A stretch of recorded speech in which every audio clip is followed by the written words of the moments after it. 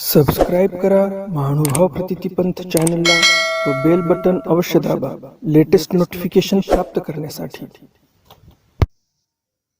दंडवत प्रणाम। जय श्री कृष्ण। मी ईश्वरदास महानुभाव सर्वांचं स्वागत करतो आपल्या महानुभाव प्रतिपंथ या चॅनलमध्ये।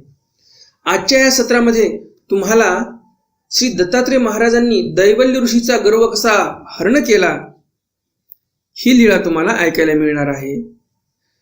कालच्या सत्रामध्ये आपली कोणती लीळा झाली तर श्री दत्तात्रय महाराजांनी ब्रह्म विष्णू महादेव या तिन्ही देवाला त्यांच्या पत्न्यांना दान करून टाकलं। श्री दत्तात्रय महाराजांनी लक्ष्मी, पार्वती आणि सावित्री ह्या तिन्ही देव्यांना त्यांचे पती दान मध्ये देऊन टाकले। सर्वांना पश्चाताप झाला, आपण काय करायला आलो होतो, आपली कशी फटफजिती झालेली आहे। आणि त्यामुळे लक्ष्मी, पार्वती आणि सावित्री ह्या तिन्ही देव्या अनुसया मातेला क्षमा याचना करतात, क्षमा मागतात, शरण जातात, श्री दत्तात्रय महाराजांच्याही शरण जातात, त्यांनाही क्षमा मागतात। ब्रह्म विष्णू महादेव पण पूर्ववत झाले आणि नंतर अनुसया मातेची त्यांनी पण क्षमा मागितली, श्री दत्तात्रय महाराजांना शरण गेले की आम्हाला क्षमा करावी म्हणून, आणि श्री दत्तात्रय महाराजांनीही त्यांना क्षमा केली आणि अनुसया मातेने त्यांना क्षमा केली। तो जर व्हिडिओ तुम्ही पाहिला नसेल, सविस्तर तुम्हाला जर व्हिडिओ पाहायचा असेल, ते चरित्र ऐकायचं असेल तर वर आय बटन मध्ये मी तो व्हिडिओ दिलेला आहे, आय बटनवर क्लिक करा आणि तो व्हिडिओ पहा। आजचं जे सत्र आहे हे खूपच सुंदर आणि छान आहे, कारण श्री दत्तात्रय महाराजांनी पण एक सुंदर अशी लीळा केलेली आहे। ती लीळा आपण सविस्तर जाणून घेणारच आहोत। तत्पूर्वी या व्हिडिओला सर्वप्रथम पहिलं लाईक करा, कारण नंतर तुम्ही चरित्र ऐकल्यानंतर विसरूनही जाता आणि लाईक करायचं राहून जाते। तुम्ही जर लाईक केलं व्हिडिओला तर आम्हाला तेवढंच प्रोत्साहन मिळते असे नवनवीन श्री दत्तात्रय महाराजांचे चरित्र अपलोड करण्यासाठी। त्यामुळे पहिलं व्हिडिओला लाईक करा। नवीन दर्शक कोणी आले असतील, त्यांनाही रुची असेल श्री दत्तात्रय महाराजांच्या चरित्रामध्ये, तर हे चॅनल तुमच्यासाठी आहे। लगेच चॅनलला सबस्क्राईब करा, बेल बटन दाबा, ऑल ऑप्शन सिलेक्ट करा, कारण या चॅनलवर दररोज श्री दत्तात्रय महाराजांचं चरित्र हे जे मार्गशीर्ष महिन्याच्या निमित्तानं चालू केलेलं आहे हे तुम्हाला दररोज ऐकायला मिळणार आहे आणि मार्गशीर्ष महिना तुमचा नक्कीच हा फलदायी ठरणार आहे। तर जास्त उशीर न करता चला तर आज काही नवीन ज्ञानार्जन करूया। दंडवत हो। सतयुग संपले। आता हे सतयुग 32 लाख वर्षाचे होते, हे असं 32 लाख वर्षाची कालावधी संपली आणि कृतयुग संपलं। अहोरात्र ध्यान, तत्वचिंतन, ईशस्तवन, आत्मचिंतन व भावभक्तीत व्यतीत होऊन त्रेतायुगाची सुरुवात होताच मानव मात्रांच्या मनकक्षेत आशा, आकांक्षा, सुखोपभोगांची लालसा निर्माण होऊ लागल्या। दृश्यमान भौतिक सुख साधने, इंद्रिय गम्य विषय मानवाचे मन आकर्षित करू लागले। सत्ता स्पर्धा संघर्षाचे मानवी मनातील सुप्त बीज आता अंकुरित होऊ लागले। अविद्येच्या अहंकारादी विकारांनी आपले प्रखर रूप दाखवायला सुरुवात केली होती। कृतयुगात स्वाभाविक विद्यमान असलेल्या ज्ञान लालसा, सत्य, स्वरूप चिंतन, आत्मोपास्ती हाही एक धर्म होता व श्रेष्ठ निष्काम भक्तिभाव आदी सद्गुणांचा विकृत अर्थ निर्माण होऊ लागला होता। व्यवहारिक आणि आध्यात्मिक या दोन्ही जीवनात व्यर्थ पद, प्रतिष्ठा, सन्मानादींची हाव वाढू लागली होती। इंद्रियांच्या सुखपूर्तीसाठी आणि अहंकाराच्या पोषणासाठी दुसऱ्याला दुखवण्याची, प्रसंगी त्याचा विनाश करण्याची वृत्ती जन्म घेऊ लागली होती। मानवांच्या मूलभूत नैसर्गिक सद्भावामध्ये आशा तृष्णेतून अनेक असद्भाव साकारू लागले होते। सत्ययुगाचे सत्व अस्पष्ट होऊ लागले।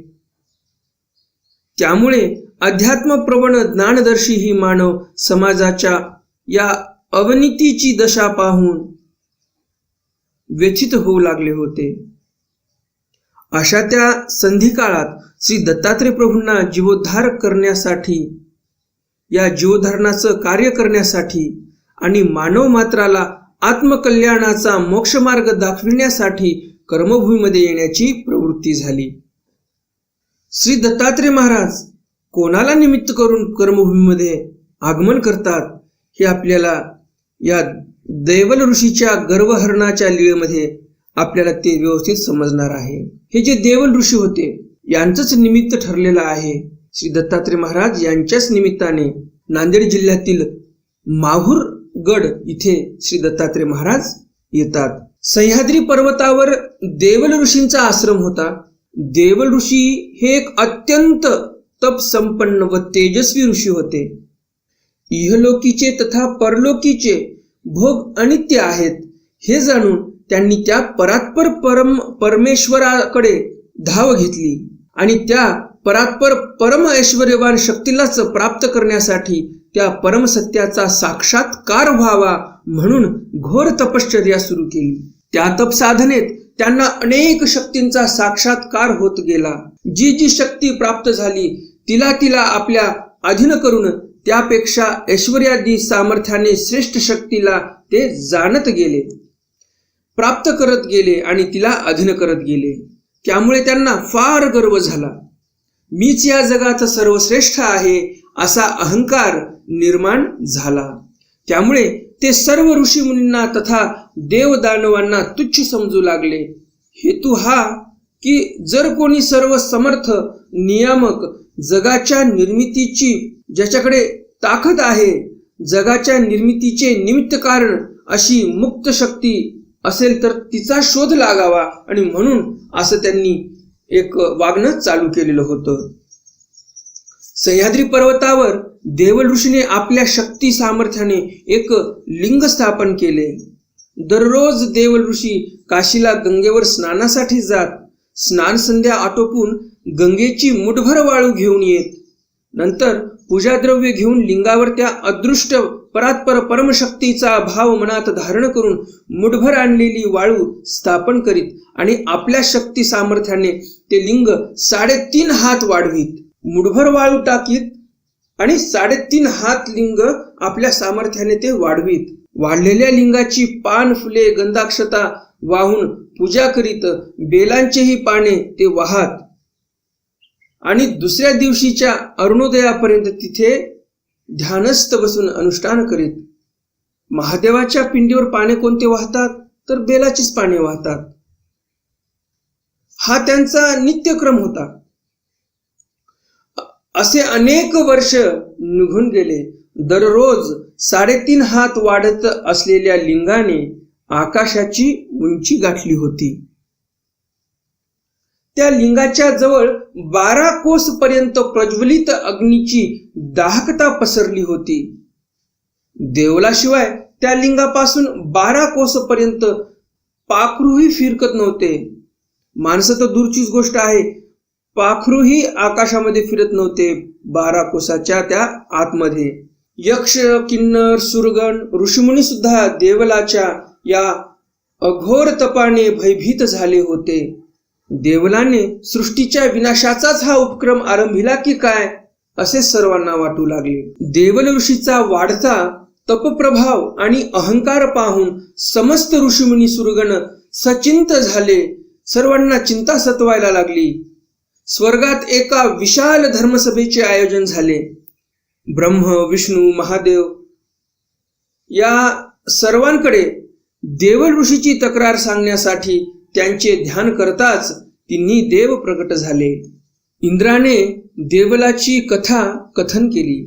तेव्हा सभेत ब्रह्मदेव विष्णुदेव आणि महादेव यांनी सांगितले की एकेकाळी देवल आमचाच उपासक होता, पण त्याची तपश्चर्या एवढी पराकोटीला पोहोचली की तो आमच्या सामर्थ्याहूनही सामर्थ्यवान झालेला आहे. म्हणजेच इथे देवल ऋषी जो आहे तो आपल्याला भावसाधनीय आहे असं लक्षात येते. त्याला फळ देणारी आमच्यापेक्षा श्रेष्ठ कोण देवता आहे हे जाणणे अतर्क्य आहे. हे आम्हालाही नाही सांगता येणार. सृष्टीचे कार्य करीत असता आमच्या समोरही देवलाची गंभीर समस्या निर्माण झाली आहे. आम्ही सुद्धा त्याच्या स्थळावर जाण्यासाठी भयभीत आहोत. बराच वेळ सर्वजण चिंतित होऊन विचार करू लागले. खूप विचार केल्यानंतर शेवटी ब्रह्मदेव सर्वांना उद्देशून म्हणाले, त्या परात्पर परब्रह्माशिवाय कोणीही देवलाचा अभिमान दूर करू शकणार नाही. परात्पर परब्रह्म परमेश्वर अवतार श्री दत्तात्रय प्रभू बद्रिकाश्रमात लीळा क्रीडा करीत आहेत त्यांनाच आपण शरण जाऊन आपले संकष्ट निवेदन केले पाहिजे. ब्रह्मदेवाचा सल्ला सर्वांना पटला. सर्व सुरगण तिन्ही देव ऋषीमुनी बद्रिकाश्रमात आले. सर्वांनी अत्यंत नम्रतेने श्री दत्तात्रय प्रभूंचे दर्शन घेतले. ब्रह्मदेवाने सर्वांवर आलेल्या संकटाचे कथन केले आणि या सामूहिक संकटातून आपणच सर्वांना मुक्त करू शकता अशी श्री दत्तात्रय प्रभूंची नम्रपणे विनवणी केली. श्री दत्तात्रय प्रभूंनी सर्वांना अभय देऊन म्हटले, आपण निश्चिंत राहावे. देवल ऋषी एक परमभक्त आहे, त्याचेही कल्याण झालेच पाहिजे व आपणा सर्वांचे संकटही दूर झाले पाहिजे. त्यासाठी आम्ही स्वतः देवल ऋषींच्या आश्रमात जाणार आहोत. सर्वांनी सुटकेचा निश्वास टाकला. श्री दत्तात्रय प्रभूंनी सर्वांना उपदेश केला आणि सर्वांचा निरोप घेऊन जीवोद्धार कार्यासाठी बद्रिकाश्रमाहून सह्याद्री पर्वतावर आले. प्रातःसमयी देवल ऋषी काशीला स्नानासाठी गेले होते. श्री दत्तात्रय प्रभू देवल ऋषींच्या आसनावर जाऊन आसनस्थ झाले. देवल ऋषी स्नान संध्यादी विधी आटोपून स्वस्थळी आले आणि पाहतात तर काय, आपल्याच आसनावर कोणीतरी मानव आसनस्थ झालेला. परंतु त्यांना असं वाटलं की इथे देवगण पण यायला घाबरतात, मोठे मोठे ऋषीमुनी येण्यासाठी घाबरतात. या माझ्या लिंगाच्या पासून 12 कोसापर्यंत ही जी परिघी आहे, ही जी त्रिज्या आहे 12 कोसाची, यामध्ये देवदेवता येत नाहीत, ऋषीमुनी येत नाहीत, सर्व भयभीत आहेत. आणि हे बालक जे आहे, हे बालक कसं काय आलेलं आहे बरं इथे? नंतर मनामध्ये पाल चुकचुकली. निश्चितच ही व्यक्ती सुरगणापेक्षाही श्रेष्ठ आहे. तिच्या प्रसन्न वदनावरील सुहास्याने तर त्या देवल ऋषीची जी क्रोधाग्नी होती ती जणू काही शांतच झाली. देवल ऋषीला असं वाटलं की आधी आपण काय जे दररोजची दैनिक पूजा आहे ती केली पाहिजे आणि नंतर बघूया, चौकशी करूया. हे जे आपल्या ते अभ्यागत आलेले आहेत बालक रूपामध्ये, त्यांची नंतर आपण चौकशी करूया. आणि म्हणून असा विचार करून त्यांनी गंगेची आणलेली मुठभर जी रेती होती, वाळू होती, ती लिंगावर टाकली. आकाशाला स्पर्श करू पाहणाऱ्या लिंगाच्या टोकापर्यंत देवलाने तपप्रभावाने हात लांबवला व त्याच्यावर त्या लिंगावर वाळू टाकली. व श्री दत्तात्रय प्रभूकडे पाहत आपल्या तपाचा प्रभाव किती आहे हे श्री दत्तात्रय प्रभूंना जणू दाखविण्याचा प्रयत्न करीत होते देवल ऋषी. लिंग पुन्हा 3.5 हात वाढले. त्याने आणलेल्या पूजा साहित्याने भक्तिभावे लिंगाची पूजा केली व लिंगाच्या पूजेसाठी श्री दत्तात्रय प्रभूंनाही पूजाद्रव्ये दिली. श्री दत्तात्रय प्रभूंनी ते आसनावर बसूनच लांब हात करून घेतले व दैवल ऋषीप्रमाणेच उंच आकाशात वाढवलेल्या लिंगा एवढा हात लांबवून पूजाद्रव्ये लिंगावर ठेवले आणि करांगुळीने त्या लिंगाला दाबायला सुरुवात केली. लिंग हळूहळू पाताळात जाऊ लागले. विस्मयचकित होऊन देवल ऋषी पाहू लागला. काय होतंय त्याच्याही लक्षात येत नव्हतं. इतक्या वर्षापासून जे माझी तपश्चर्या होती, एवढं जे लिंग मी वर वाढवलेलं होतं ते सर्व खाली येत होतं. त्याला सर्व आपल्या जीवनाचं जे काही तप होतं, जे काही पुण्य होतं ते पाताळात धसत आहे की काय जणू असं वाटत होतं. त्याने प्रतिकार करण्याचा खूप प्रयत्न केला, सामर्थ्याने लढण्याचा प्रयत्न केला, सर्व शक्ती पणाला लावली, पण कुठलाही मंत्र किंवा तपप्रभाव साथ देईना. लिंग मात्र आत आत आत जाऊ लागले. देवलाचा गर्व हरण झाला, अभिमान चूरचूर होऊन गेला, अहंकार गळून पडला व पश्चाताप होऊन तो श्री दत्तात्रय प्रभूंचे चरण धरून प्रार्थना करू लागला. हे प्रभू, तूच या जगाचा नियंता आहेस.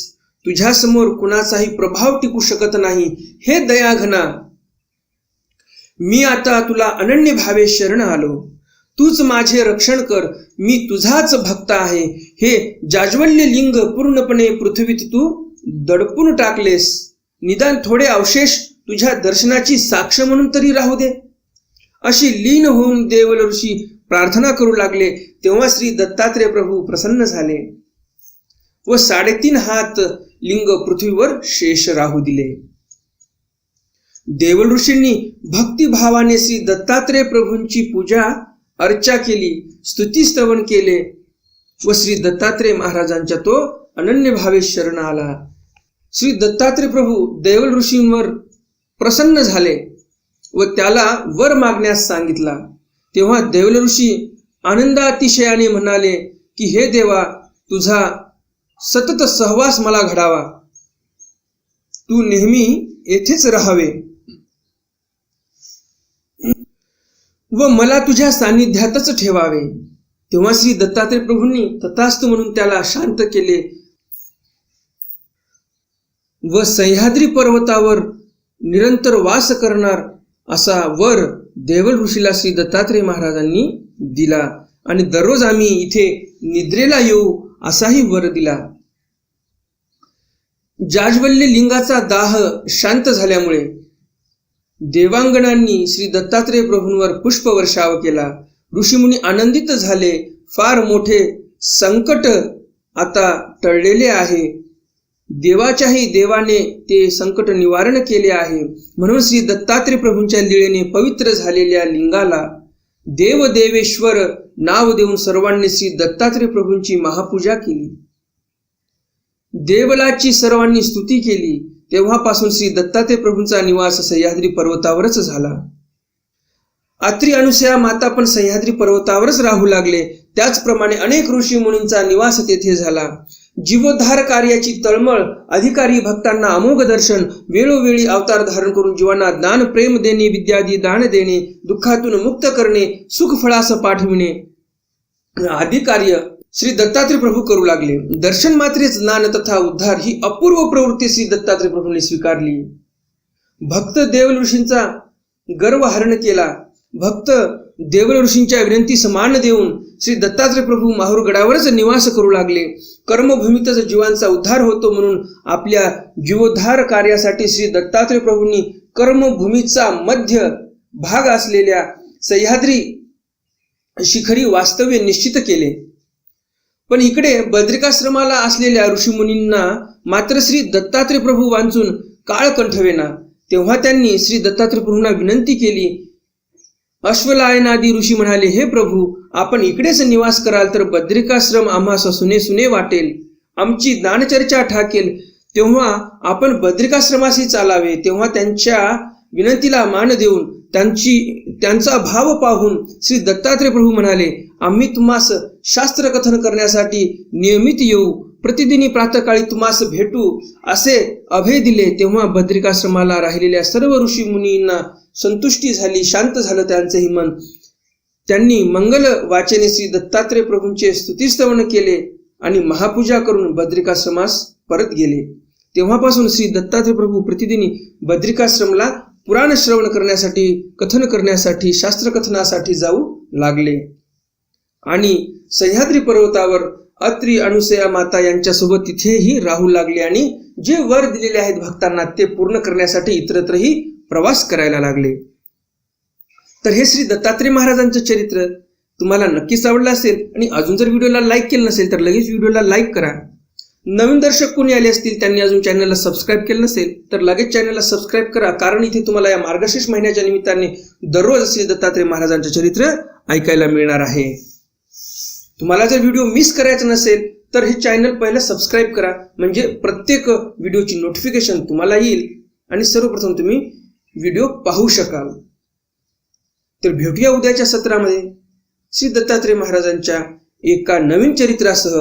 उद्याचे चरित्र राहणार आहे श्री दत्तात्रेय महाराज भक्त प्रल्हादाला काय उपदेश करतात. हे जर तुम्हाला जाणून घ्यायचं असेल तर उद्याचा व्हिडिओ नक्की पहा.